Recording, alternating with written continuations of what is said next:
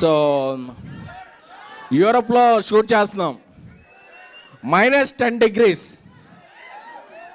ప్రభాస్ గారు మేము చెప్పాం సార్, ఒక 11 o'clock వరకు కొంచెం చాలా ఇక్కడ ఫ్రీజింగ్ కోల్డ్ ఉంది, మీరు కొంచెం లేట్ వస్తారా అన్న. పర్లేదు డార్లింగ్ వచ్చేస్తాను నేను అని ఆయన 8 o'clock వచ్చి అంత ఫ్రీజింగ్ కోల్డ్లో కూడా ఆయన స్టెప్పులు వేశారు.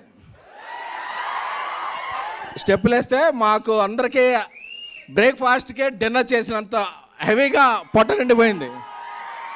అంటే కళ్ళల్లో ఆనంద బాష్పాలు. ఎన్ని రోజులైంది అసలు, ఎన్ని రోజులైంది ఈయన ఇలా చూసి అని చెప్పేది. అంటే డార్లింగ్ మీరు పర్లేదు కదా, లేట్ డార్లింగ్, నా ఫ్యాన్స్ చాలా మిస్ అవుతున్నారు నన్ను ఈ మధ్య.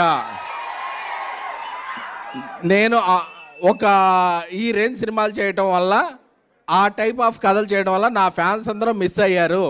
ఈ పండగకి వాళ్ళకి పండగ చేసుకోవాలి డార్లింగ్, వాళ్ళకి ఏం కావాలంటే అది ఇచ్చేయాలి. మార్నింగ్ రమ్మన్నా వస్తా, మిడ్-నైట్ అయినా ఉంటా, వాళ్ళకి ఏం కావాలో అది నేను చెయ్యాలి అంతే అని చెప్పారు. దట్ ఈజ్ ప్రభాస్ గారు.